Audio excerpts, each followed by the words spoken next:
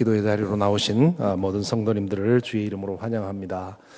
김 목사님 기도하신 것처럼 오늘 또 말씀, 찬송 그리고 기도를 통해서 주의 은혜가 함께 하기를 바랍니다.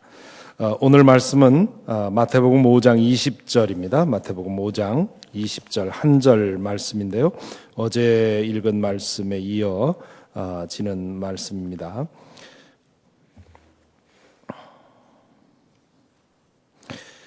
함께 한 목소리로 읽겠습니다. 내가 너희에게 말한다. 너희의 의가 율법 학자들과 바리새파 사람들의 의보다 낫지 않으면 너희는 하늘나라에 들어가지 못할 것이다. 아멘. 오늘의 말씀은 매우 충격적인 말씀입니다.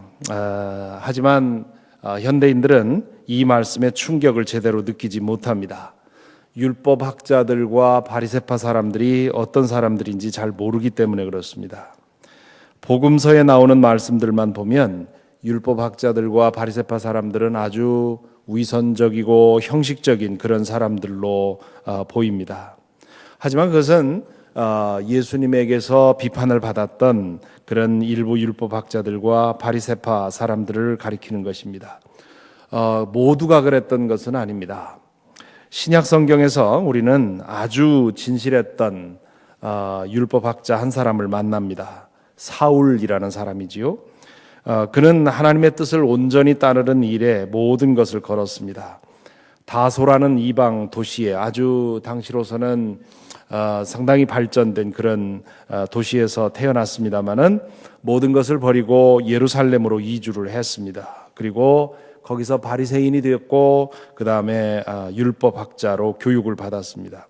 어떤 학자들은 그가 사내들인 의원이었다고도 주장합니다. 그는 율법학자로서 자신의 이력에 대해서 이렇게 말한 적이 있습니다. 나는 난지 8해 만에 할례를 받았고 이스라엘 민족 가운데서도 베냐민 지파요 히브리 사람 가운데서도 히브리 사람이요 율법으로는 바리새파 사람이요 열심으로는 교회를 박해한 사람이요 율법의 의로는 흠잡힐 데가 없는 사람입니다. 이 마지막에 이렇게 말하지요. 율법의 의로는 율법을 지키는 수준에 있어서는 내가 누구에게도 뒤지지 않는다 하는 그런 얘기를 합니다. 바리새파라는 것은 오늘날로 따지면 어떤 종파, 기독교 안에 있는 교파와 같다 할 수 있는데 율법을 철저히 지키기로 헌신한 사람들의 교파입니다. 이 교파의 회원이라는 말은 기본적으로 율법에 대한 열심이 특별하다는 뜻입니다. 바리새라는 말이 어디서 나왔느냐 하면 불리하다 하는 데서 나왔습니다. 나는 모든 부정한 것으로부터 불의한 것으로부터 나를 분리하는데 내 마음을 쏟겠다. 그런 결심을 한 사람들인 것입니다. 율법학자는 과거 번역에는 서기관이라고 번역을 했는데요. 오늘날로 따지면 신학자에 비할 수 있습니다. 세속 직업 하나를 가지고 아주 기본적인 생계를 유지하면서 나머지 시간은 모두 율법 연구에 투자하는, 그래서 40세쯤 되면 율법 전문가로서 라이센스를 받고 그리고 평생 율법을 연구하고 그리고 평신도들에게 율법을 가르치고 율법을 행하는 데 있어서 문제가 생길 때 가이드를 해주는 그런 사람이 율법학자입니다. 바리새파 사람들 중에도 그렇고 율법학자들 중에도 그렇고 초심을 잃어버리고 형식적이고 위선적인 삶을 살던 사람들이 있었습니다. 오늘날에도 그렇지요. 그건 어디나 있는 것입니다. 초심을 잃어버리는 경우는 언제나 있지요. 예수께서는 그런 사람들을 자주 책망하셨습니다. 하지만 사울처럼 신실하고 정직하게 율법을 지키던 사람들이 더 많았습니다. 그런 삶을 통해서 그들은 높은 수준의 경건성과 도덕성에 이르게 되었습니다. 보통 사람들은 상상할 수 없을 만큼 깨끗하고 거룩한 그런 삶을 살았던 것이지요. 그것을 생각한다면 그러한 상황을 알고 있던 사람들이 이 말씀을 들었다고 생각을 해보십시오. 너희의 의가 율법학자와 바리새파 사람들의 의보다 낫지 않으면, 그들의 수준보다 더 높지 않으면 너희는 하늘나라에 들어가지 못할 것이다. 아마도 이 말씀을 맨 처음에 들은 사람들은 그럼 누가 하늘나라에 들어갈 수 있겠나? 하늘나라 들어갈 수 있는 자격을 누가 얻을 수 있겠나? 그렇게 생각을 했을 것입니다. 왜 예수님은 이렇게 충격적인 말씀을 우리에게 해 주셨을까요? 이 말씀을, 이 의미를 이해하기 위해서는 어제 잠시 보았던 17절의 말씀을 생각해 보아야 합니다. 17절에서 예수께서 뭐라고 합니까? 내가 율법이나 예언자들의 말씀을 폐하러 온 줄로 생각하지 마라. 폐하러 온 것이 아니라 완성하러 왔다 말씀하셨습니다. 여기서 예수님은 율법 지키는 것에 대해서 말하는 것이 아니라 율법을 지켜야 하는 우리 사람들에 대해서 말하고 있습니다. 사람들을 있는 그대로 둔 채로 율법과 예언자들의 말씀만을 붙들고 씨름하는 것으로는 희망이 없다는 말입니다. 먼저 사람이 바뀌어야 한다는 뜻입니다. 먼저 죄에 물든 영혼이 변화를 받아야 합니다. 그렇게 되면 율법의 정신을 이룰 뿐만 아니라 율법의 차원도 넘어설 수 있다는 뜻입니다.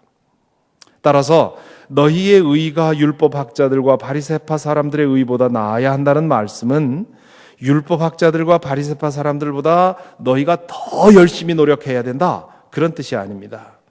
율법학자들과 바리새파 사람들과는 달라져야 한다, 그런 뜻입니다. 어떻게 달라집니까? 죄에 물든 영혼이 성령의 능력으로 치유되어야 한다는 말입니다. 그렇게 되면 내면에서부터 솟아나오는 거룩한 힘을 따라 살아갈 수 있다는 것이지요. 율법학자들과 바리새파 사람들의 의보다 나아야 한다는 말은 너희의 의가 그들의 의와는 성격적으로 달라야 한다는 뜻입니다. 바리새파 사람들과 율법학자들의 의는 뭡니까? 하나님의 호의를 얻기 위해서 의를 쌓아가는 것입니다. 어느 정도 수준에 이르면 하나님께서 나를 보고 잘했다고 생각하고 복을 주시리라고 생각하고 쌓아 올리는 것이었습니다. 반면에 예수님이 말씀하시는 의는 하나님의 은혜를 입은 사람들이 그 은혜를 갚기 위해서 행하는 의입니다. 그 율법학자들의 의는 자신의 율법의 자꾸를 따라서 그것을 있는 그대로 지키는 데서 오는 의입니다. 반면 예수께서 말씀하시는 의는 우리 속에 있는 성령께서 우리를 움직이셔서 만들어내는 그런 열매를 말합니다.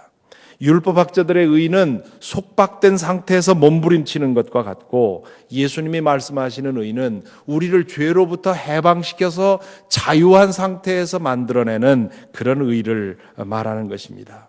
겉으로 보이는 모습은 비슷할지 몰라도 성격도 다르고 기준도 다르고 차원도 다른 것입니다. 앞에서 소개한 사울은 그 차이를 직접 몸소 경험을 했습니다. 우리는 상상할 수 없을 만큼 율법에 대해서 철저히 율법을 지켜가면서 높은 의를 추구하기 위해서 힘썼던 사람이지요. 그렇지만 그는 여전히 내면적으로 속박을 느끼고 있었습니다. 하나님으로부터 거리를 느꼈던 것이지요.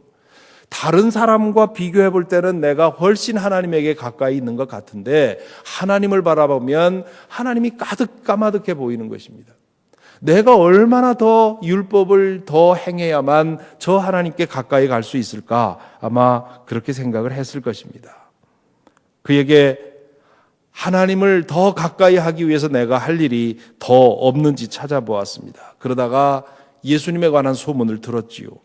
사울은 예수님과 예수님을 추종하는 사람들이 하나님의 율법을 모독하고 있다고 생각했습니다. 그는 예수를 따르는 사람들을 없애는 일에 앞장서기로 했습니다. 그것이 그에게 구원을 가져다 줄 줄 알았습니다. 그는 그 결과 스데반을 돌무덤에 장사 지내는 일에 앞장섰지요. 예수를 믿는 사람들이 스데반의 박해 후에 예루살렘을 피해 도망가자 그들이 피한 곳까지 찾아가서 잡아내려고 다마스커스로 가고 있었습니다. 그러다가 다마스커스로 가는 길 위에서 그는 부활하신 주님을 만나서 거꾸러지게 되었지요. 예수 그리스도를 만난 그는 전혀 다른 사람이 되었습니다. 성령께서 그의 내면을 변화시켜 주셨기 때문입니다.